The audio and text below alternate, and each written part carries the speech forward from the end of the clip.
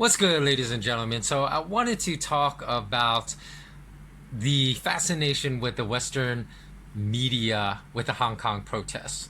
And I wanted to talk about this from a critical thinking perspective because I think it's really important that we don't just accept and blindly accept the narratives that the mainstream media pushes upon us without any type of thought as to whether these stories and narratives are true, without any type of independent research on our own to either validate or invalidate these narratives. Because I've seen an increasing trend of people just blindly complying, and they're getting into heated arguments, just repeating like a parrot what they've heard on the mainstream news media and accepting it as truth.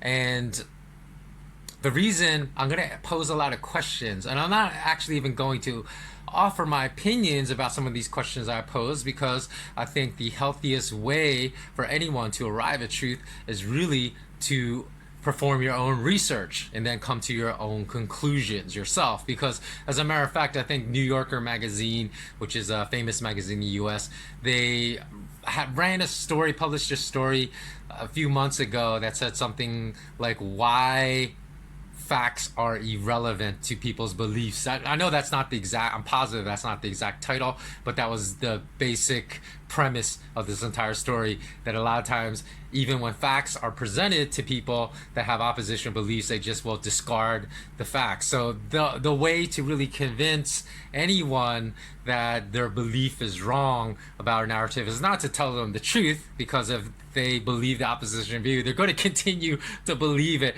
regardless of someone telling them the truth straight to their face. We have to try to compel these people to really try to approach their beliefs from a more intellectual perspective, right? Which is being destroyed in academic classrooms, because there's almost a complete absence of critical thought in a lot of academic classrooms all around the world today. So, the first question I ask is, why is there such a fascination with the protests in Hong Kong when other protests have been going on much longer, like in France, that's been going on way longer than the protests in Hong Kong. And some of the authoritarian responses of the French police have been just as brutal, because I know at least one protester in France has lost an eye from a rubber bullet fired by French police. Others have been seriously injured. So it's not for the atrocities being greater during the Hong Kong protests than anywhere else, but yet the coverage just seems to be 24/7 all the time about the Hong Kong protests. And furthermore, probably a lot of the West is unaware, because the Western mainstream media, I'm talking mainstream, not independent, it just gives no coverage to other protests that are just as important in the fact that they are protesting against authoritarian regimes in their country. So there have been protests, for example, just off the top of my head, of course, in Palestine, Tunisia, Kashmir, India, Brazil, Spain, Italy, Greece, Honduras. So practically in every region in the entire world. But how many of these protests receive this type of coverage that the Hong Kong protests receive, even though they have as their common denominator being protests against authoritarian rule, and also as a second common denominator, a lot of them have originated from this economic despair and the increasing wealth inequalities in these nations, in which the uber rich, not even the 1%, but probably more likely like the 0.1%, just keep getting richer and richer and richer, and the middle class are descending into the realms of the poor, and then the poor are basically just concerned with surviving now. So yet there's almost zero interest about any of these other protests that I just named that are ongoing still today in the Western mainstream media. And let me begin. Also, before I forget, I want to mention that since all my videos as of late have been demonetized, and I fully expect this one to be demonetized as well, maybe even shadow banned, because most of my videos are demonetized from the first minute I upload. Like I uploaded and already said, oh, we have determined this content is not suitable for advertisers. So if you want my message to spread, please do click that like button and also comment if you can, because videos that never receive likes and comments will never spread. So at a minimum, please like this video and also comment if you want this message to increase critical thinking in this world as to use this weapon that we all have at our disposal, because it's just using our brains to fight back against the repression that's going on all around the world. So you may have noticed even that other YouTubers with millions of followers ask for people to constantly like their videos and to comment. And the reason is that they're also doing this is because if you ask any questions that challenge the official narrative of any nation, of any state, your video is 100%, Google is 100% going to demonetize it and likely shadow ban it as well. So the only chance any video has of being seen by many people is if you do like and comment about, comment on this video. So even if you find yourself disagreeing as you listen to this video with the questions I raised, I highly encourage you to research the answer to some of these questions, because without researching the answer, we're not utilizing our brain, and you cannot consider yourself educated about any belief you retain in which you just accepted. Oh, I heard it on news, I read it in the New York Times, I read it in the Washington Post, I listened to it on CNBC or MSNBC, so it's true. I heard Warren Buffett say, I heard Bill Gates say, I saw George Soros say. That is not the argument of an intellect. That's an argument of a parrot. A parrot could say the exact same thing. So the interesting thing is, because I've lived in Asia for many years now, I don't know how much coverage the 2014 Hong Kong umbrella revolution received in the Western Hemisphere, but it received quite a bit in this part of the world. And since there are tons of American expats living in Asia, I've asked some of them what they thought about the umbrella revolution. Now, the interesting thing is, some of them thought I was referencing the current revolution that's taking place right now, because some protesters have used umbrellas to hide their identity from the eye in the sky, right? And also the CCTVs that are recording them. But that is not, this revolution is not the umbrella revolution. That happened in 2014 in Hong Kong. And it's interesting that every American expat that I asked what they think, what they thought of the umbrella revolution, they're ignorant of it. So again, why was that revolution? Because that revolution was the same thing, was protesting greater restrictions on freedom. What they protested during that umbrella revolution in Hong Kong that happened 5 years ago was changes in the electoral process to elect their nation's leaders, in which they felt that they were not going to be able to exercise their sovereign right to elect their leaders, and that their leaders are going to be mandated to them by China. So it's very interesting, right, that why weren't those protests not receiving the type of coverage that these current protests are receiving today? So sorry about this, but I'm just looking at even though I am really just freestyling in a lot of this video, because I never really go on script, because I think that is just ridiculous if you're just gonna read a script. But I do make certain notes about certain topics I do want to cover in the video, so just forgive me. Okay, so one thing that I want to say, I'm looking at my notes right now, is that I do believe that the origins of this revolution are organic, because, you know, you saw those protests start in 2014.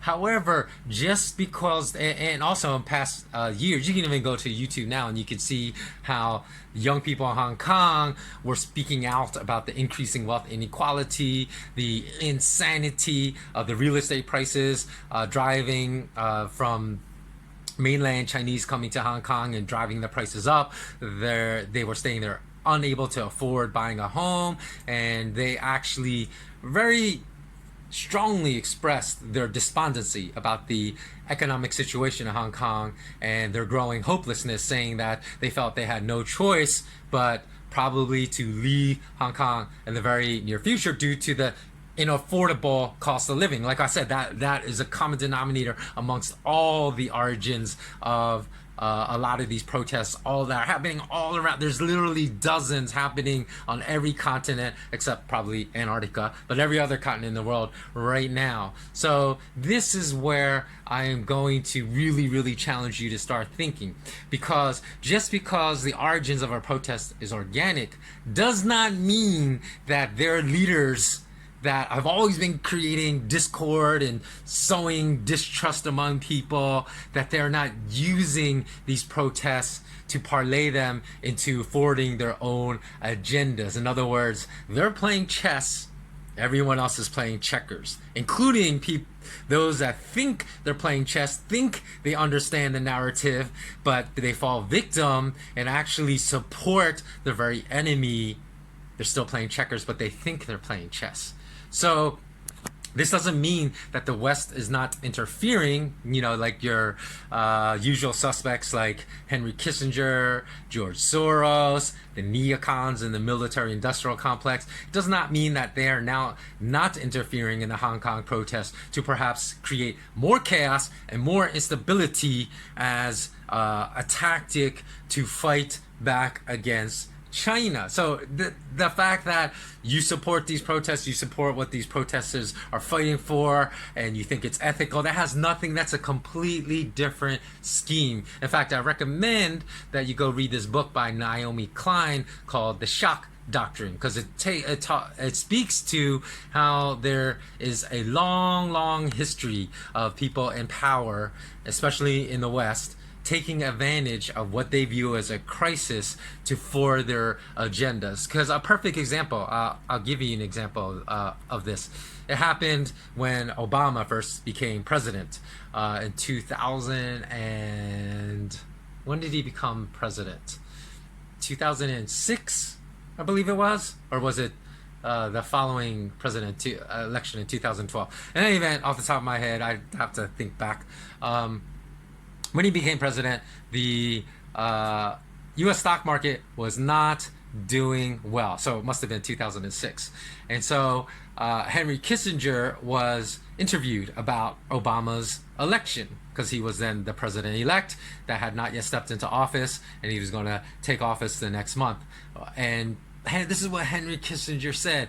He said, "I do not see this bad economic state in America as like a strike, as anything negative. In fact," he said, "I see it as a positive, because Obama can leverage all this hope that's now riding on his back to forward the New World Agenda." You can find this video on YouTube. That's what he said. He said Obama now should fulfill his mandate to forward the New World Agenda, because he has tremendous opportunity with all these people that trust him to really affect rapid change in an environment, whereas if we had a great economy, that would have been impossible to achieve. And in fact, Obama selected a more pro-Wall Street cabinet than even his predecessor, Bush. And this is the shock doctrine that Naomi Klein speaks about. So one of the most clever ways to further agendas is to basically latch on to popular movements, or even to crises, and use that parlay whatever opportunity there is to further the agenda, because a lot of people will not see what's truly going on. So, democracy movements, of course, are massive ways to further hidden agendas by, there's people that I just referenced, like Henry Kissinger, Brzezinski, George Soros, and the National Endowment for Democracy. If you don't know what the NED is, the National Endowment for Democracy, they have hugely strong and close ties to the leaders of the Hong Kong protests at the current time.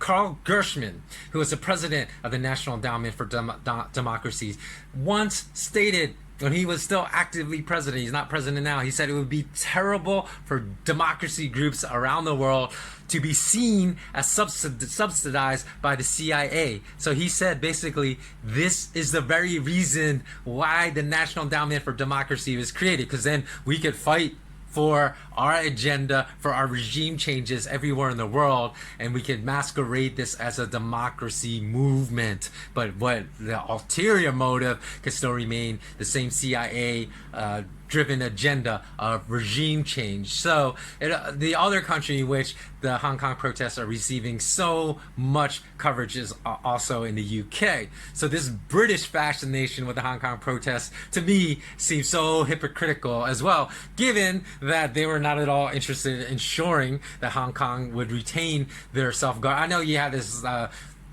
two system, one nation thing after the after the Brits handed over Hong Kong back to China. But you had a one nation, two system kind of narrative that was going on. But did they really do anything to establish platforms to ensure that Hong Kong would retain self-governance after decades of colonization and they left? No. But so why are they so adamant about preaching for democratic rights right now? And of course, democracy is always better than any type of tyranny or authoritarian regime. But what I'm saying is that a lot of motivation sometimes behind media coverage, behind certain state agendas, is not as pure as they present it to the world. So that's just one thing that I encourage everyone to look into and to question. So, and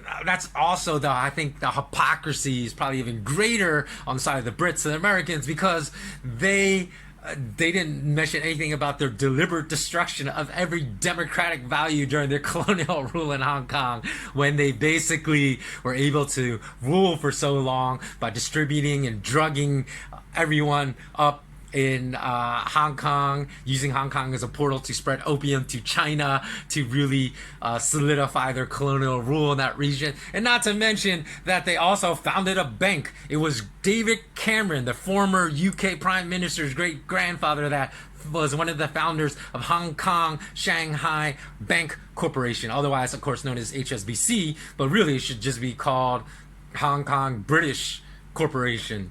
That's what it should not be called Hong Kong Shanghai Bank Corporation today, because the Brits still rule it.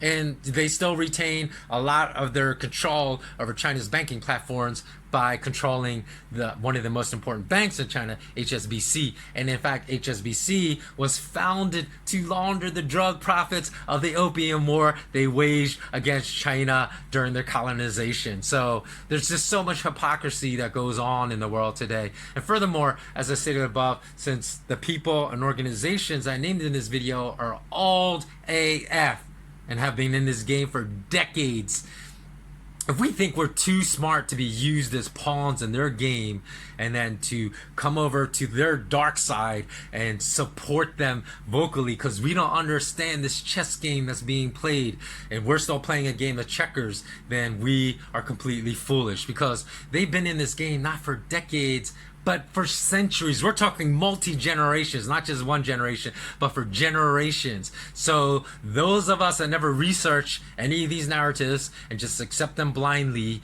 that we're still playing checkers. But some of us are outspoken to some people too. They're still way too arrogant and they believe they're playing chess, but they're being played like pawns in a chess game, and they're still playing checkers. So as all of you probably know that have been watching my videos, I've been a martial artist for a long time, a long portion of my life. Now, the mixed martial arts analogy would be to consider an opponent that's been training since they are 5 years old, right? And have really been disciplined their entire life, trained with world-class athletes in Olympic training facilities, trained with the best in the world, and they're now 30. So they've been working hard every day for 26 years. And then on the opposite side, facing them in the octagon, is someone that's just a mere puppy in the sport. Someone that really has athletic skills through the roof, but only picked up MMA, say, at age 23, and now is 28. So they might have had 6 years of training right now. So how many people in the world would bet against that world-class 30-year-old athlete versus someone that just had 22 years of experience versus someone that just had 6 years of experience? Almost no one. And this is the paradigm gap that exists between the games played by those that want to usher in this new world order with the rest of us, the rest of the world's 7.7 billion citizens. So I think I just have a couple more points that I want to cover too, because not only is this chess game being played, I think, within some of the protests that are going on in the world, but it's also being played in the form of economic sanctions. It's being played in the currency wars, because really there's still that struggle for the petrodollar to maintain its de facto international hegemonic currency status, whereas a lot of countries are now just completely cutting ties. Even those countries that were formerly seen, and still really seen even currently, I shouldn't say formally, as really strong allies of the United States, like Germany and France. They, a lot of times in recent years, are finance ministers or some of their members of their parliament and cabinet have stated that's necessary to now cut ties to the US dollar, to not allow their economies to be dragged down by being tied to the petrodollar. And so, in fighting this war, because the war against the enemies are always emphasized by mainstream media over the war that's being waged right now. And there is war between allies going on right now as far as this economic war is concerned. So we hear about, the wars of the West against Iran, Venezuela, Syria, and so on. But a lot of people don't know that there's economic sanctions that have been very severe, very restrictive, and very troubling, because millions and millions of people in all these nations are suffering as a result of these Western economic sanctions, and it's creating misery not for, what the West always says. The West always says, oh, we want to strike back against the leaders of these nations.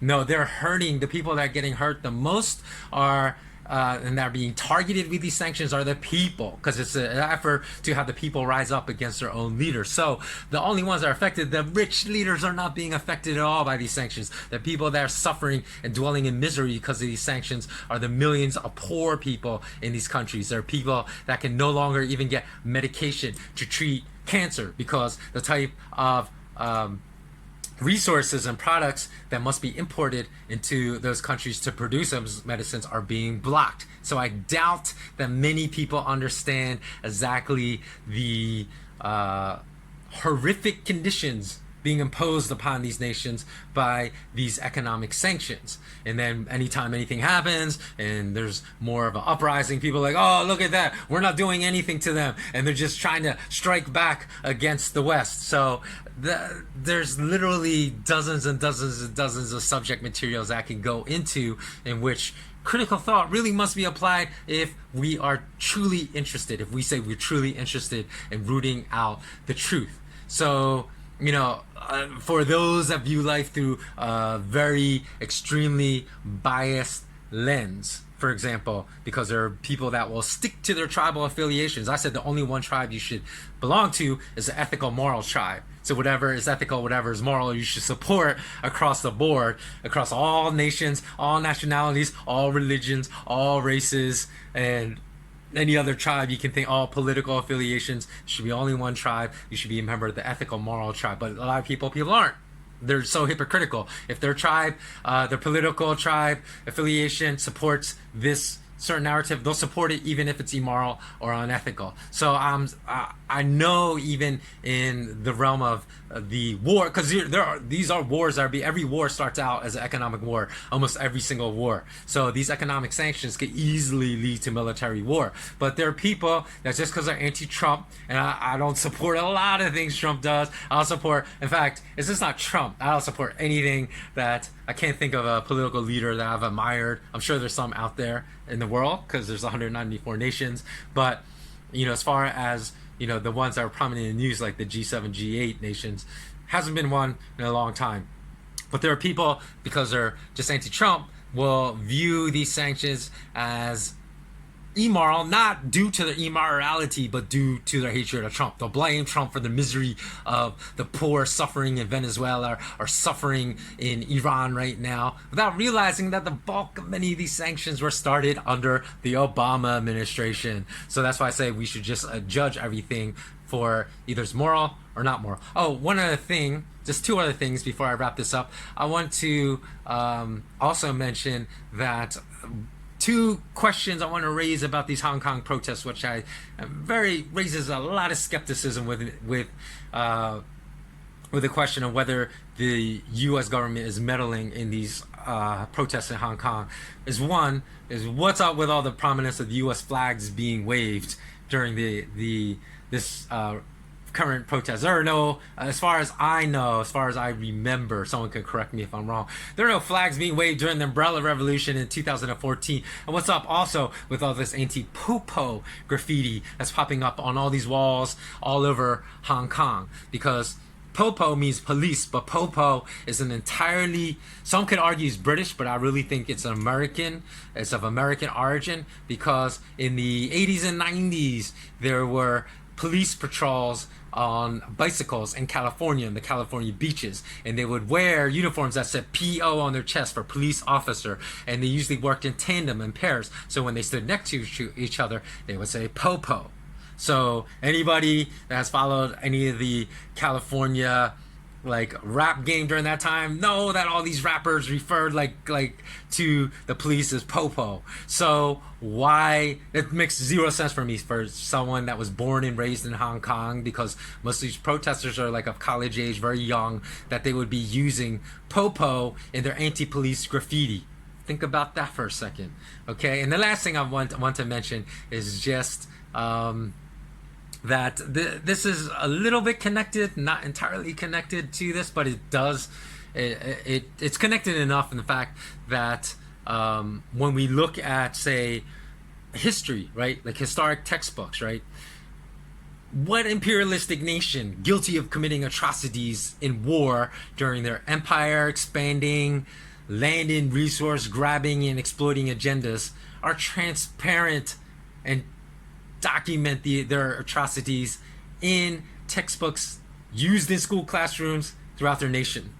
I'll say none, right? And anyone with a logical bone in their body would also acknowledge this, right? Because do U.S. schools that teach U.S. history, which are all academic schools, do their history textbooks document the atrocities committed, the military atrocities committed in Laos, in Cambodia, and Vietnam during the Vietnamese War? Are those, I mean, we may hear of the My Lai massacre, but that's about it, right?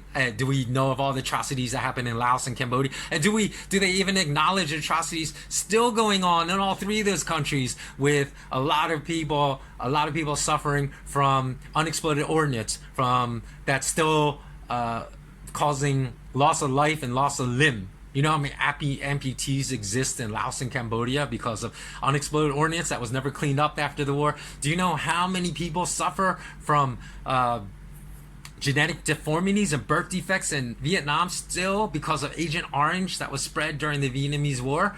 Are atrocities that were committed by the Japanese Empire in Korea, China, Vietnam, are these documented in Japanese textbooks in all the classrooms as a matter of national policy? Of course not. So if we can acknowledge, if we realize that documented history has been warped by every nation when it comes to their national history in order to foster national pride, always support the state, get that George Orwellian 1984 mindset, beehive mentality, hive-like mentality instilled in every single one of our citizens, and every person that has a logical bone, I said, would acknowledge this. So what makes us think that the media is honestly and accurately going to report current history that is going on, like the history of protests that's going on right now, like I said, in every region in the entire world? Because when it comes down to it all, it's just about the money. It's all about money, and it's really sad because even in Vietnam, right? I've been in Vietnam recently, and I was reading articles when I would go visit farmers markets. Hey, what can I eat here? They say almost virtually all the corn being produced in Vietnam now and all the rice being produced in Vietnam is with Monsanto GMO foods. So it's just like, it's not even real food. It's like poison food. And this is really, really sad that sometimes people that make decisions in nations will sacrifice the well-being of their own citizens for money, the evil love of money, right? I'd never say money is evil, but the love, the greed, that is what is evil. Now, it's crazy because just in, when the Agent Orange was cleaned up, it's still not cleaned up in a lot of parts of Da Nang, but Da Nang International Airport, it was only cleaned up. Agent Orange was still basically over, like there are large portions of the Da Nang International Airport just overrun by the toxicity of Agent Orange. It wasn't cleaned up to December of 2018. 2015. And you know who's responsible for production of Agent Orange? Monsanto. So why is Monsanto allowed back in to, like, if I were leader of that country, I would say, Monsanto, you are forever banned. There's no, you know, and the interesting thing is, with his GMO crops, Roundup has to be used. And Roundup has now, the glyphosate has been linked to devastation of insect populations, especially bees. And the interesting thing was that I can only recall ever seeing one bee walking around everywhere when I was in Vietnam. So I'm wondering if the welcoming of Monsanto into Vietnam and with the GMO and Roundup is killing the bee population in those areas. So I would be interested in that as well. So the last thing I want to cover is that it's really interesting that, like, this democratic movement is being because I want to challenge you with one other question, is being pushed all over the world because of the fact that classical philosophy, some of the greatest philosophers, are no longer even taught in school, which is ridiculous, because I think they all should be taught in school, and that should be a mandatory course for everyone, because that forces critical thinking skills, the development of critical thinking skills. Do you know, in Plato's The Republic, that he said democracy as a form of government is only one step below tyranny? So why would he say that? Go look it up for yourself when we're always so supportive of all these pro-democracy movements. It's not saying... I'm not suggesting democracy is bad, because it's a better alternative than a lot of other alternatives governments are pushing. But I'm saying there's much better form of government than even democracy. So why is all democracy always pushed? And if you don't know, just go read Plato's The Republic. It's all in there. So that's all for today. Again, please, if you watch all the way to the end, I certainly appreciate it. Please don't forget to like and comment below. You can also subscribe to my free newsletter by going to malamalama.com or malamala.com/WordPress. If you want to become a patron, we're getting new patrons every month. So I want to thank you all for your support, especially since I don't get any ad stream from Google, any revenues from YouTube anymore. It certainly does help me to continue to be able to afford to take the time to produce videos such as this. And lastly, always remember, remain intensely curious. So long.